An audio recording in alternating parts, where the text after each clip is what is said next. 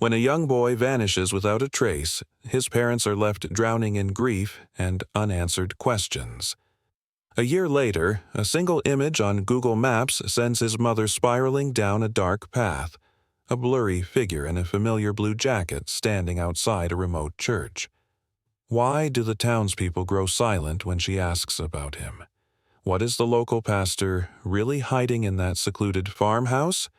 And why does the scent of vanilla, her son's favorite, linger in places it shouldn't? This gripping tale of obsession, deception, and a mother's unshakable love will leave you breathless. Watch until the final moments. The truth is more unsettling than you could imagine. Like subscribe and turn on notifications so you never miss a story that will haunt you long after it ends. The Santa Monica Pier roared with life, laughter, the tinny melody of a carousel, the sizzle of hot dogs on a grill. Salt hung thick in the air, mixing with the scent of sunscreen and cotton candy. Laura Mitchell tightened her grip on Ethan's hand as they wove through the crowd, his small fingers sticky from the ice cream cone he'd demolished minutes earlier. "Mom, can I go closer just to see the waves?" Ethan craned his neck, his blue eyes wide with excitement. The Pacific stretched beyond the pier, endless and glittering under the midday sun. "Stay where I can see you," Laura said, releasing his hand just long enough to dig in her bag for her sunglasses. David, her husband, was a few steps ahead, scanning the food stalls. 5 minutes, okay? Then we're getting lunch." Ethan didn't wait for a repeat. He darted toward the railing, his sneakers slapping against the sun-bleached wood. Laura watched him go, smiling at the way his dark hair bounced with each step. 10 years old and still so light, so quick. A group of teenagers jostled past her, their voices loud, their backpacks knocking against her arm. She sidestepped, muttered an apology that none of them heard, and Ethan was gone.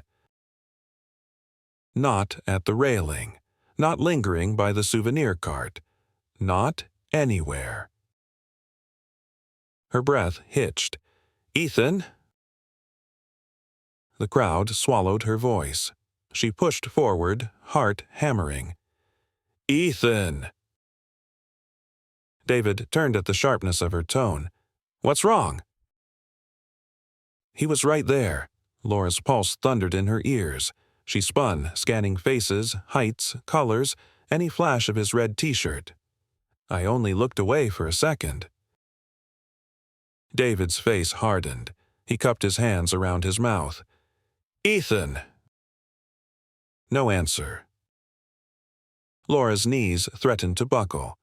The pier, so vibrant moments ago, now felt like a maze of strangers, every face unfamiliar, every shadow a threat.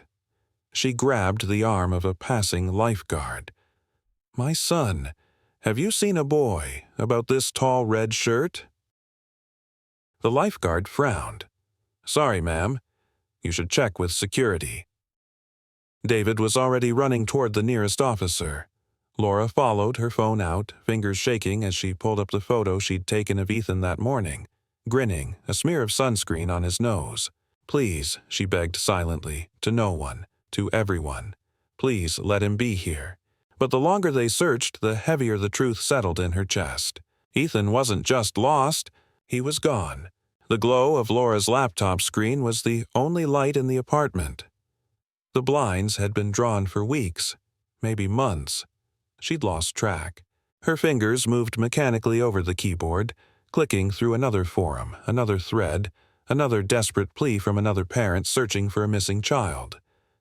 The coffee beside her had gone cold hours ago, but she couldn't remember pouring it.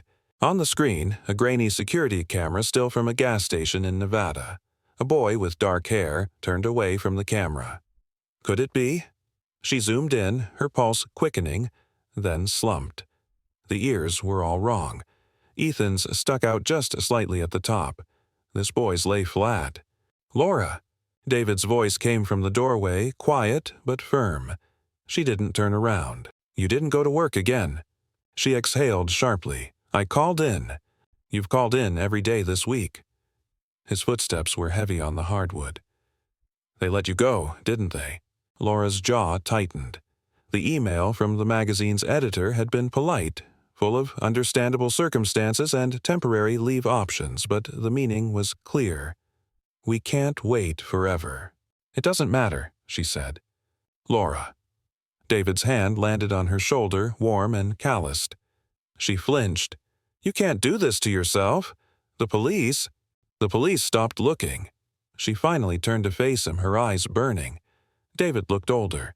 Deep lines framed his mouth, and his hair, once a rich chestnut, was streaked with gray. Grief had carved into both of them, but where it had made Laura sharp and brittle, it had made David quiet, weary. They have leads, he said, but the words sounded hollow, even to him. Leads? Laura laughed, a raw, broken sound. A blurry photo from a truck stop in Arizona? A woman who swore she saw him in Michigan but couldn't give a description? She shoved the laptop away. That's not a lead. That's nothing. David's throat worked. Then what's your plan? Spend the rest of your life chasing shadows? Laura stood abruptly, her chair screeching against the floor. I'm not giving up on him.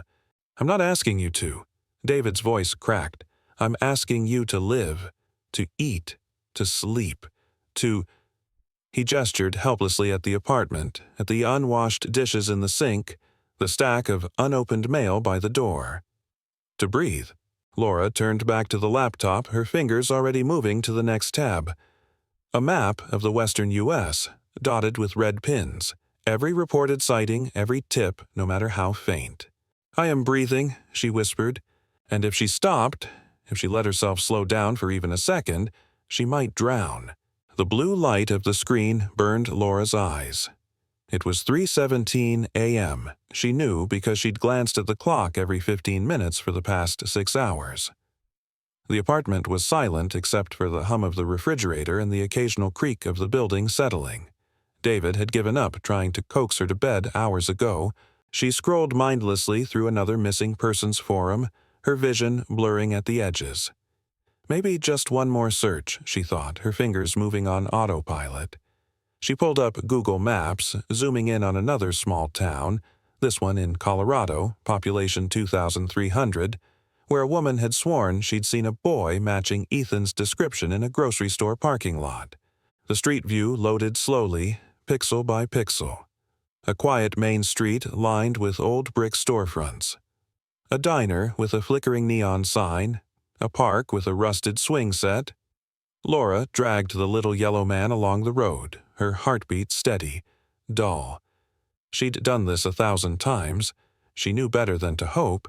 Then, her breath caught. There, outside a small white church with a peeling steeple, stood a boy. He was turned slightly away, his dark hair catching the sunlight in a way that made Laura's chest tighten. He wore a blue jacket, but the way he held himself, the slope of his shoulders, the tilt of his head. Ethan stood like that. She leaned in, her pulse roaring in her ears.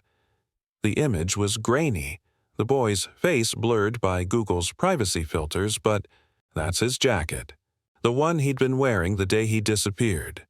The one with the tiny tear near the left pocket where he'd caught it on the playground fence. Laura's hands shook as she fumbled for her phone, nearly dropping it in her haste. She dialed David's number, her throat dry. It rang once, twice. Laura. His voice was thick with sleep. What's wrong? I found him. Silence. Then, carefully, what do you mean? On Google Maps, in Colorado. It's him, David. Another pause. She could hear him sitting up, the rustle of sheets. Laura. I know it's him. Her voice cracked.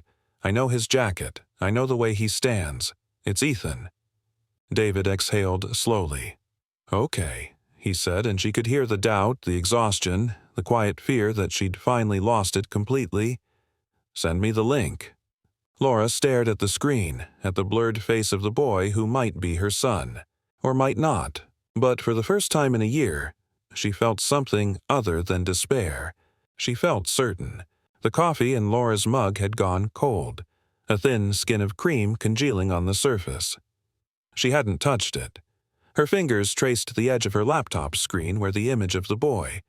That boy. That impossible boy. still glowed in the pre-dawn darkness of their Chicago apartment. Across the kitchen table, David rubbed his temples, his elbows planted firmly on the wood grain. The single overhead light cast shadows under his eyes, making him look 10 years older than he had before Ethan disappeared. "Laura," he said, his voice carefully measured, the way one might speak to a spooked animal. "You know, those images could be months old, years even." "I checked the date stamp." Laura's voice came out sharper than she intended. 3 weeks ago. That's current enough." David exhaled through his nose, his fingers tightening around his own mug. "And you really think—" "I know." She flipped the laptop around to face him. "Look at the way he's standing. The jacket. The jacket could be a coincidence. 1,000,000 kids have blue jackets." "Not like this one." Laura jabbed at the screen. "See that tear near the pocket? That's from the playground fence at his school. I'd know it anywhere." David leaned in, squinting. For a moment, Laura saw it, the flicker of hope in his eyes, the same desperate longing that had kept her awake for a year. Then it vanished, replaced by something heavier. Resignation. "Even if it is him," he said slowly, "what then? We just show up in some tiny Colorado town and start asking around. What if it's not him? What if it's—" He stopped himself, but Laura knew what he was thinking. What if it's another dead end? Another crack in what was left of them? Laura swallowed hard. "I have to go. With or without you." The words hung between them, sharp as broken glass. David's jaw worked silently, his gaze dropping to his hands. When he finally spoke, his voice was barely above a whisper. "Okay." Laura blinked. "Okay." David nodded, his eyes meeting hers. "Okay, we'll go." It wasn't enthusiasm, it wasn't even belief, but it was enough. For now, the rental cabin smelled of pine needles and mothballs. Laura stepped inside, her sneakers sticking slightly to the varnished wood floor. Through the dust-streaked window, the late afternoon sun painted the mountains in shades of gold and rust. Beautiful, if you were here for any other reason. David dropped their bags by the door with a thud. "We should call the local sheriff first thing tomorrow," he said, running a hand through his hair. "See if they've had any reports of—" "I want to go now." Laura pulled the curtains open wider, letting in more light, more air. The room still felt suffocating. "Laura!" David's voice carried that familiar edge, the one that said, "Please, not this again." "It's almost dark. We don't even know where to start looking." She turned, gripping the windowsill behind her. "The church. That's where the photo was taken." A beat of silence. Outside, a pickup truck rumbled down the gravel road, its headlights cutting through the gathering dusk. David exhaled. "Fine, but just a look." "No knocking on doors?" "Not yet." The town of Silver Creek was smaller in person than it had seemed on the map, just a single main street lined with faded storefronts. The air smelled of fried food and gasoline. Laura clutched the printed screenshot from Google Maps in one hand, her phone with Ethan's photo in the other. Every few steps she glanced down, comparing the blurred boy in the image to every child they passed. None of them were Ethan. At the diner, the waitress, a woman in her 50s with a name tag reading Darlene, poured their coffee without smiling. "You folks just passing through?" she asked, her gaze lingering a second too long on Laura's shaking hands. Laura opened her mouth, but David spoke first. "Just some hiking. Heard the views here are incredible." Darlene nodded, but her eyes narrowed slightly. When Laura pulled out her phone to show Ethan's picture, the woman took a deliberate step back. "That your boy?" "Yes, have you—" "Can't say I have." Darlene turned toward the kitchen. "I'll get your order in." At the gas station, the clerk pretended not to hear Laura's question. At the park, a mother ushered her children away when Laura approached. By the time they reached the white church from the Google Maps image, its steeple lit by a single flickering bulb, David's jaw was set tight. "Something's wrong here," Laura whispered. David didn't answer. He was staring at the church's notice board, where a faded poster flapped in the evening breeze. "Welcome back, Pastor Richards."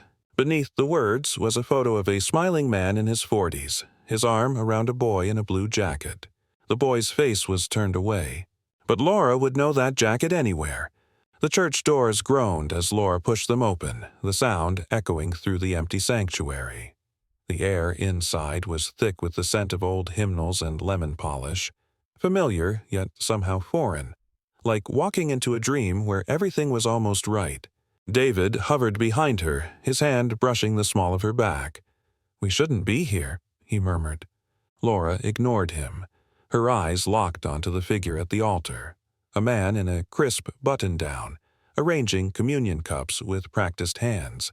Pastor Richards. He looked up, his smile warm but not quite reaching his eyes. "Welcome," he said, his voice smooth as honey. "Visiting Silver Creek for long?" Laura's fingers tightened around her phone. She didn't return the smile. "We're looking for someone." The pastor's hands stilled. A single communion cup tipped over, rolling across the polished wood with a quiet clink. David stepped forward. "Our son. He's been missing for over a year." Laura swiped open her phone, thrusting Ethan's photo toward the pastor. "Have you seen him?" For a fraction of a second, so fast Laura might have imagined it, Pastor Richard's pupils dilated. His breath hitched. Then the mask slipped back into place. "My, what a handsome boy," he said, taking the phone with deliberate slowness. He studied the picture, his thumb brushing the screen in a way that made Laura's skin crawl. "I'm afraid I haven't." "Liar." Laura snatched the phone back. "That's funny," she said, her voice dangerously calm, "because I saw him right here." She turned the screen to show the Google Maps image, the boy in the blue jacket standing outside this church.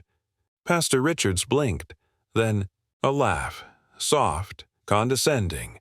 "Oh dear," he said, shaking his head. "That's my nephew Timothy. Poor boy's been staying with me since his mother passed."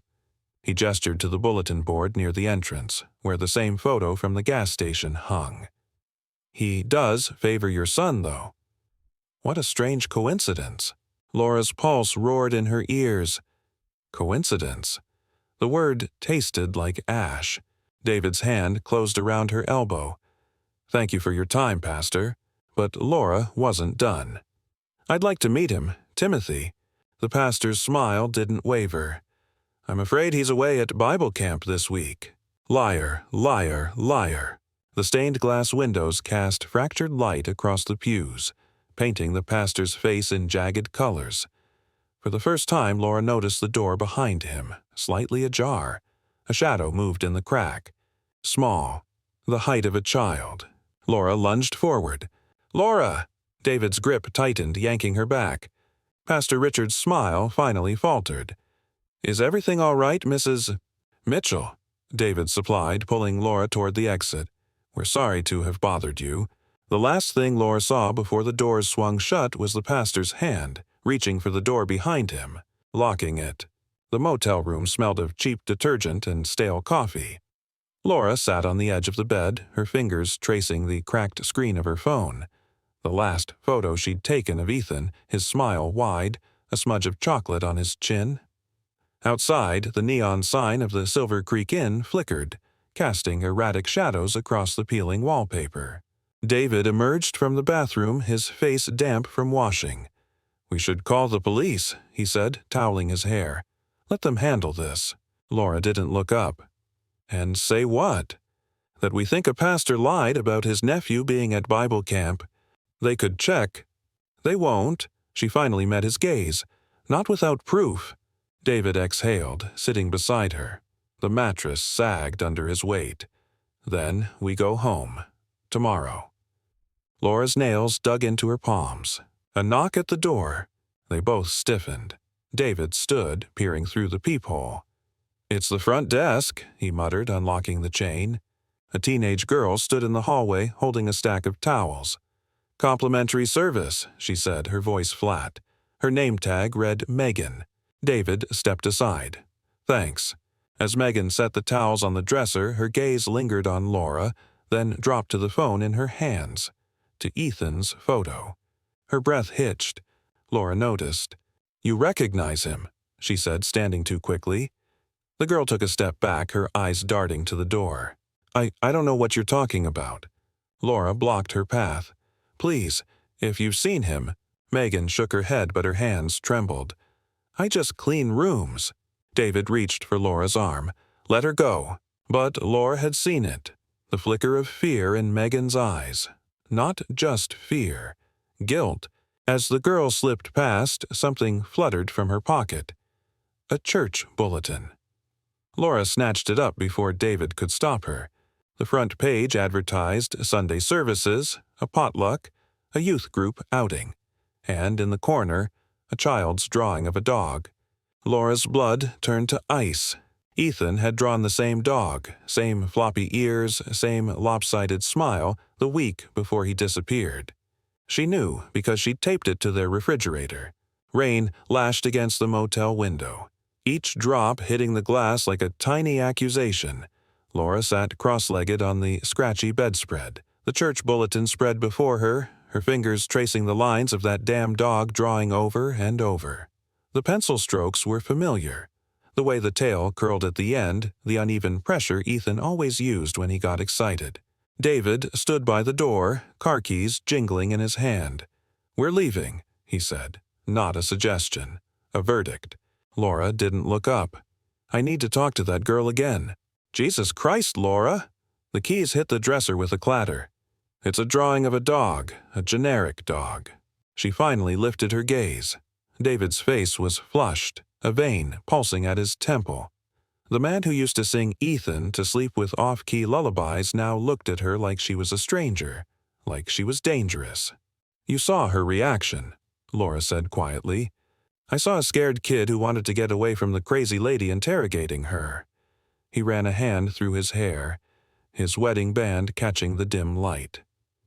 This is exactly what happened with the gas station in Nevada, and the Walmart in Ohio, and this is different. How? David's voice cracked. Tell me how this time is different, Laura, because from where I'm standing, you're seeing ghosts again. Laura stood so fast the bulletin fluttered to the floor. Because I feel it. Her hands trembled at her sides. In here. She pressed a fist to her chest. I know my son. That's his drawing. That's his dog. David stared at her, his breath coming hard. The silence between them stretched, filled only by the rain and the distant hum of the ice machine outside. When he spoke again, his voice was hollow. Do you even hear yourself? Laura flinched. You're talking about feelings, he continued, about drawings. Meanwhile, we've burned through our savings. You lost your job, our marriage is... He cut himself off, swallowing hard. Laura bent to pick up the bulletin, her movements slow, deliberate. The paper was warm from her hands. Go if you want to, she said, her voice steadier than she felt. I'm staying. David exhaled sharply like she'd punched him. You'd choose this? Over us? The words hung in the air between them, sharp as broken glass. Laura met his gaze. I'd choose him. For a long moment, David just looked at her. Really looked at her, as if seeing her for the first time. Then he picked up the keys. The door slammed behind him so hard the picture of Ethan on the nightstand trembled. The dashboard clock glowed 2:17 a.m. when Pastor Richard's pickup truck finally rumbled to life. Laura sat hunched in her rental car 3 blocks away, her fingers numb around the steering wheel. She'd been waiting for 5 hours, surviving on gas station coffee and the brittle certainty that tonight she would find something. Proof. The pastor's taillights disappeared around a bend, and Laura followed, keeping her headlights off until she hit the county road. Moonlight silvered the empty fields, turning the landscape into something ghostly and unfamiliar. The houses grew sparse, then vanished altogether, replaced by skeletal trees and the occasional mailbox leaning like a drunk. Then, a turn onto Willow Lane, a dirt road so overgrown it was nearly invisible. Laura slowed, letting the pastor's truck put more distance between them. Her pulse hammered in her throat as a structure emerged from the shadows. A 2-story farmhouse with a sagging porch, its windows dark. No, not entirely dark. A single light flickered in an upstairs room. Soft, golden, a candle, maybe, or a lamp turned low. Laura killed the engine and stepped into the chill night air. Crickets sang in the tall grass, their rhythmic chirping the only sound as she picked her way toward the house. The wooden steps groaned under her weight, and she froze, half expecting the door to fly open. Nothing. Through the grimy living room window, she could just make out the pastor's silhouette moving through the house. Then, a second figure. Smaller. A child. Laura's breath fogged the glass. She wiped it away with a trembling hand, pressing closer. The pastor was talking now, his voice muffled but urgent. The smaller figure nodded, then turned. And Laura saw the jacket. Blue, identical to the one in the Google Maps photo. Identical to Ethan's. Her knees nearly buckled. She fumbled for her phone, her fingers slipping on the screen as she tried to zoom in, to capture something. Anything. A floorboard creaked behind her. Laura spun around, her heart in her throat. Empty porch. Just the wind, maybe. Or the old house settling. She turned back to the window. And screamed. Pastor Richard stood on the other side of the glass, his face inches from hers, his breath fogging the pain. His lips curled into something that wasn't quite a smile. "Mrs. Mitchell," he said, his voice muffled but unmistakable. What an unexpected pleasure. The front door clicked shut behind Laura with the finality of a tomb ceiling. The air inside was thick with the scent of mothballs and something sweetly chemical, like medicine left too long in the sun. Pastor Richard's footsteps echoed down the hallway ahead of her, his shadow stretching long and thin across the peeling wallpaper. "You'll have to forgive the mess," he said, his voice smooth as oil. "I don't get many visitors out here." Laura's pulse roared in her ears. Every instinct screamed at her to run, but the image of that blue jacket kept her feet moving forward. The floorboards groaned under her weight, whispering secrets to the empty house. The living room was a museum of neglect. A sagging couch, a coffee table ringed with water stains, a television that looked straight out of the 90s. But it was the staircase that caught Laura's eye. At its base, half hidden by the shadows, a small pair of sneakers. Size 3, Ethan's size. Her breath hitched. Pastor Richards followed her gaze. Ah, those belonged to Timothy. He smiled, but his eyes stayed cold. "Would you like to meet him?" Laura's mouth went dry. "Yes." The pastor gestured toward the stairs. "After you." Each step creaked like a warning. The upstairs hallway was darker, the air warmer, the chemical smell stronger. A single door stood slightly ajar at the end, a sliver of yellow light spilling onto the worn carpet. Laura's fingers brushed the door. It swung open with a sigh. The room was a child's, or someone's idea of one. A twin bed with dinosaur sheets, a desk littered with crayons and coloring books, a bookshelf stacked with well-worn picture books, and on the wall above the bed a single drawing pinned with care, that same lopsided dog. But the room was empty. Laura turned, her heart hammering.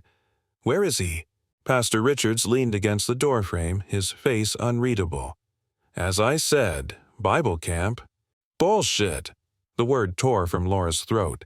She yanked open the closet door, nothing but clothes and a shoebox of toys. She dropped to her knees, checking under the bed. Her hand closed around something cold. A metal lunchbox, Ethan's favorite, with rocket ships on the lid. The one he'd taken to school the day Laura's vision blurred. She clutched the lunchbox to her chest, its edges biting into her palms. Pastor Richards sighed. "Mrs. Mitchell, I think it's time you left." Laura stood slowly, the lunchbox heavy in her arms. "This is my son's." The pastor's expression shifted then, something dark flickering behind his eyes. "That's impossible." The silence between them stretched, taut as a wire. Somewhere in the house, a pipe groaned. Then a sound, faint, muffled, coming from behind the wall. Laura's head snapped up. There, barely visible in the dim light, another door, smaller, almost hidden by the bookshelf. A closet, or something else. Pastor Richards moved first, his hand closing around her arm with surprising strength. "I insist you leave now." Laura jerked free, the lunchbox clattering to the floor. And from behind that hidden door, a child's voice called out. "Mom?"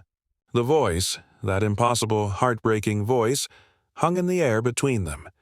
Laura's body moved before her mind could catch up, lunging for the hidden door with a sob tearing from her throat.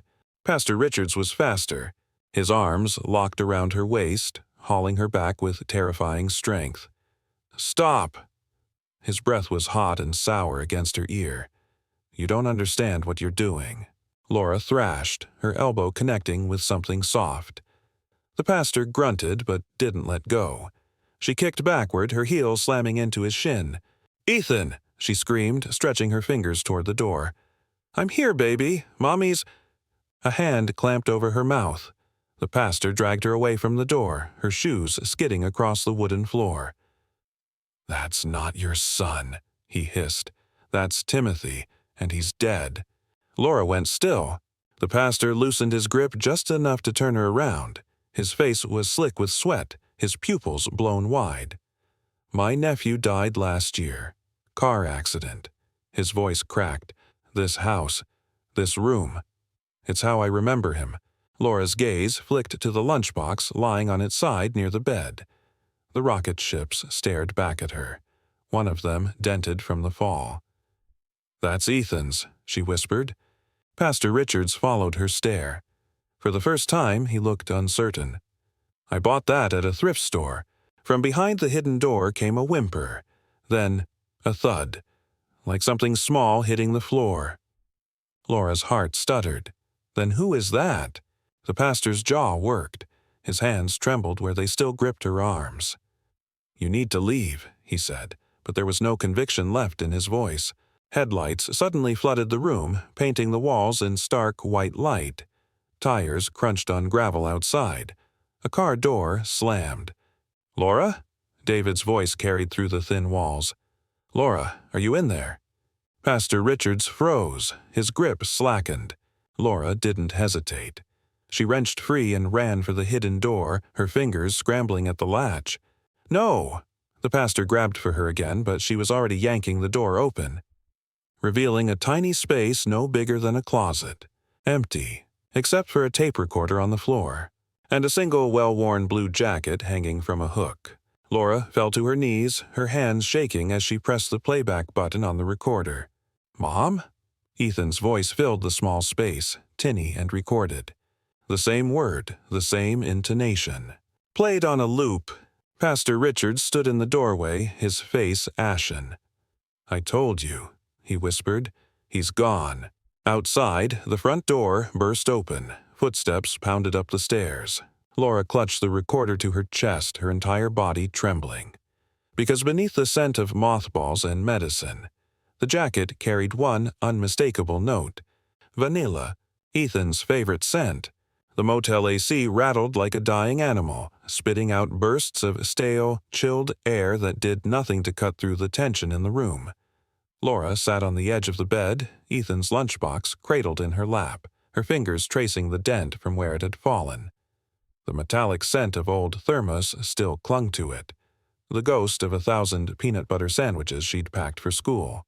David paced by the window, the neon vacancy sign painting red streaks across his exhausted face. "We need to call the police," he said for the third time that hour. His voice had taken on that measured tone again, the one he used when trying to talk her off the ledge. "Breaking into that house—" "It was unlocked," Laura murmured automatically, her thumb catching on a chipped rocket ship. "Doesn't matter." David's fist connected with the wall, making the cheap framed landscape rattle. He immediately looked ashamed. "Jesus, Laura, don't you see what's happening? That man could press charges, he could—" "He has my son's things." Laura's voice came out quiet but razor-sharp. "The lunchbox, the jacket. That was Ethan's voice on that recorder." David sank onto the bed beside her, the springs creaking under his weight. Up close, she could see the broken capillaries in his eyes from too many sleepless nights. "Sweetheart," he whispered, reaching for her hand. "That lunchbox. They sold thousands of those. And the voice—" His throat worked. "Grief does things to our minds. Makes us hear." Laura yanked her hand away, the movement sending the lunchbox tumbling to the floor. It hit the carpet with a soft thud, the sound somehow more devastating than any scream. "I know my son's voice," she said, but the fire had gone out of her words. The doubt crept in like fog. What if David was right? What if she was seeing patterns where none existed? The silence stretched between them, filled only by the AC's death rattle and the distant hum of highway traffic. Somewhere in the complex, a child laughed, a bright, carefree sound that made Laura's chest ache. David exhaled shakily and reached for his duffel bag. "I booked us a flight home tomorrow morning." He didn't meet her eyes as he zipped it closed. We need to start living again, Laura. However we can." Laura stared at the lunchbox on the floor. The dent looked different now. Less like evidence, more like damage. Maybe just an old lunchbox. Maybe just a grieving pastor's shrine. Maybe a knock at the door. They both froze. Not the sharp rap of police. Not the tentative tap of housekeeping. 3 slow, deliberate knocks that vibrated through the flimsy door. David moved first, peering through the peephole. His body went rigid. "It's that girl from the front desk," he whispered. "Megan." Laura was on her feet before he finished speaking. She yanked the door open to reveal the teenage girl from the motel office, her face pale under the flickering porch light. One hand clutched her elbow, the sleeve of her hoodie dark with— "Is that blood?" David demanded. Megan's eyes darted down the empty walkway before locking onto Laura's. Her lips trembled as she reached into her pocket and pulled out a folded piece of paper. "You were right," she whispered, thrusting it into Laura's hands. "About the boy." The paper was warm from her grip. Laura unfolded it with shaking fingers to reveal a child's drawing. The same lopsided dog from the church bulletin, the same one Ethan used to draw. But in the corner, in painfully familiar handwriting, were 2 words that stopped her heart. "Help me." Rain sheeted against the windshield, turning the world beyond into a smeared watercolor of grays and blacks.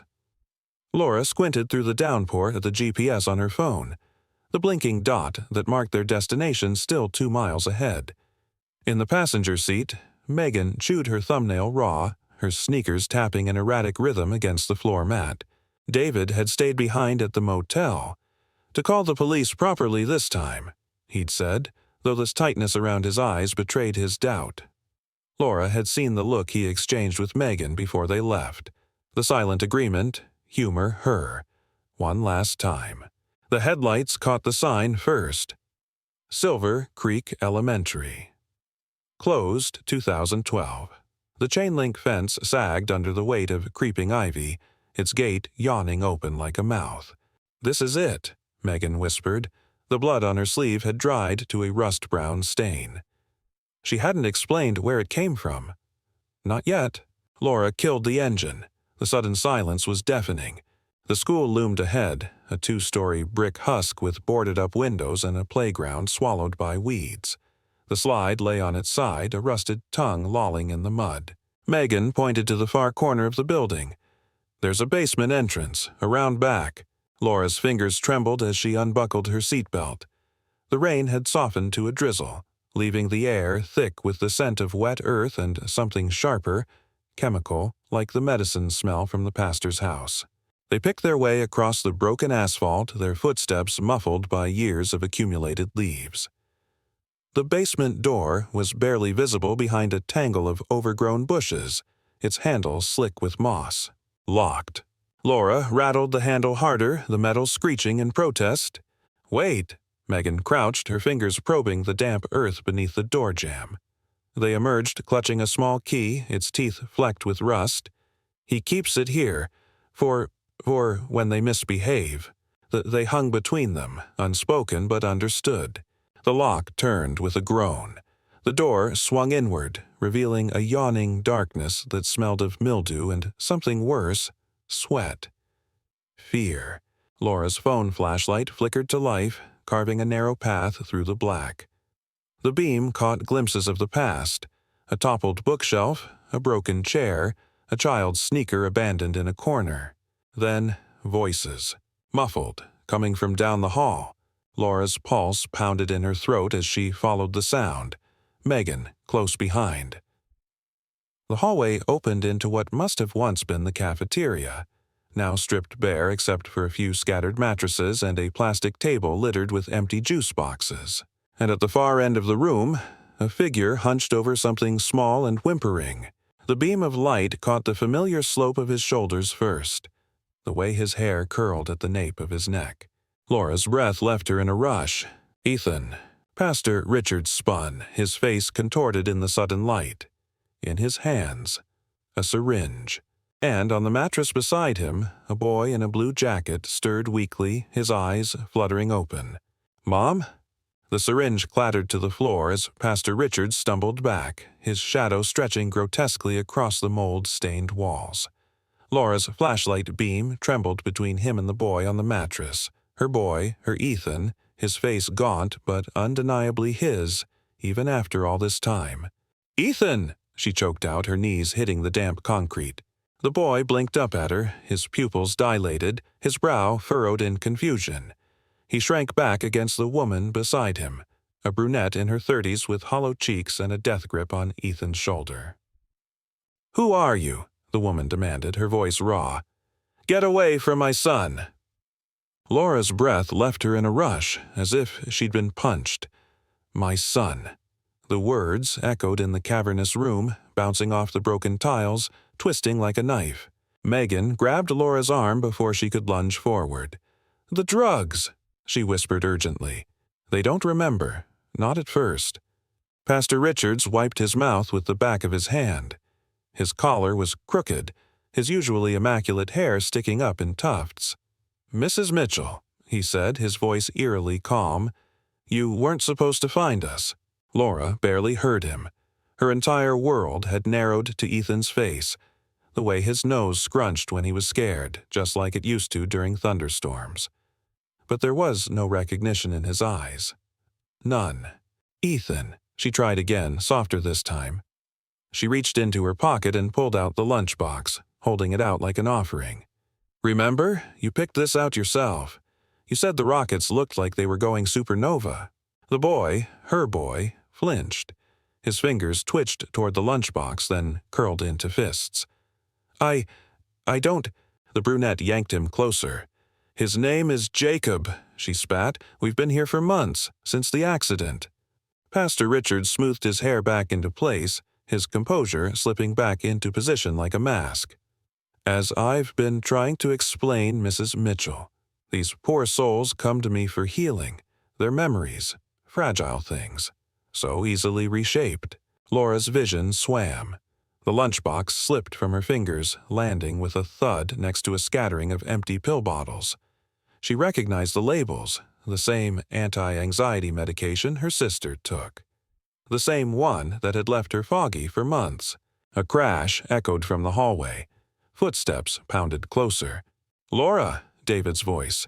Pastor Richards' head snapped towards the sound. For the first time, real fear flickered across his face. He took a step back, toe a metal door on the far wall. An exit. Laura lunged, not for him, but for Ethan. Her fingers brushed his wrist, and the boy screamed, a raw, terrified sound that tore through the room like a siren. The brunette wrapped herself around him, shielding him with her body, her glare accusing. "Get away from us!" David burst into the room, 2 officers at his heels. His gaze locked onto Ethan, and for one glorious moment, hope lit his face. Then the boy cowered deeper into the brunette's arms, and David's expression shattered. Pastor Richards' voice cut through the chaos, smooth as ever. "As you can see, officers, these poor souls are deeply traumatized, and this woman," he gestured to Laura, "is making it worse." The older cop rested a hand on his holster. "Ma'am, step away from the child." Laura didn't move. Couldn't. Because beneath the drugs, beneath the fear, Ethan's eyes, his beautiful hazel eyes, had flickered with something. A spark. A memory. Or maybe just a mother's desperate hope. The fluorescent lights of the hospital hallway buzzed like angry wasps. Laura pressed her forehead against the cool glass of the observation window, her breath fogging the pain. Inside the sterile room, Ethan, No, Jacob, according to his chart, sat cross-legged on the hospital bed methodically peeling the wrapper from a pudding cup the nurse had given him. He always hated pudding, Laura thought numbly, said it felt like eating sweet mud. David stood beside her, his shoulder brushing hers. 3 days since the abandoned school.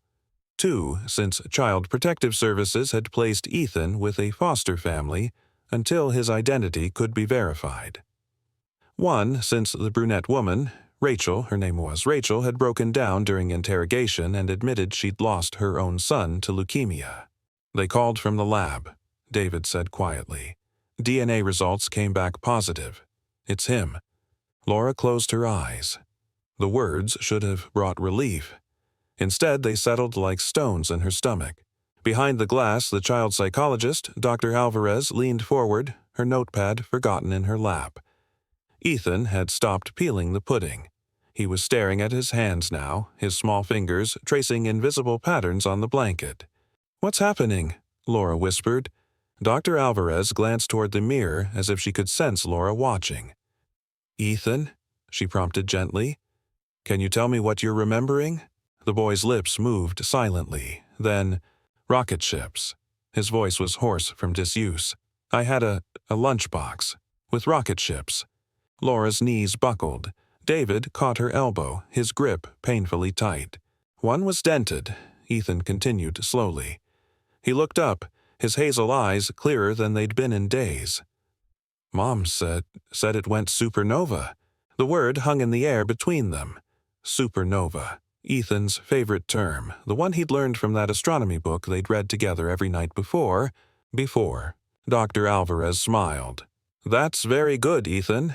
What else do you—" The boy suddenly twisted toward the window, his brow furrowed, as if he could see straight through the glass to where Laura stood trembling. "I know you," he whispered. It wasn't a reunion, not the kind they showed in movies. No running embraces, no tears of joy. Just 3 quiet words that cracked Laura's heart wide open. David squeezed her hand. "It's a start," he murmured. Outside, the first snow of December began to fall, dusting the hospital parking lot in white. A beginning. A clean slate. Somewhere down the hall, a clock ticked steadily forward.